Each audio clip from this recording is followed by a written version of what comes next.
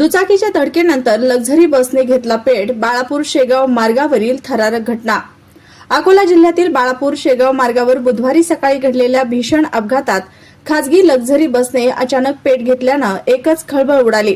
दुचाकीला धडक दिल्यानंतर बसच्या इंजिनमध्ये स्पार्किंग होऊन काही क्षणातच संपूर्ण बस आगीच्या भक्ष्यस्थानी पडली। सुदैवानं या घटनेत कोणतीही जीवितहानी झाली नाही।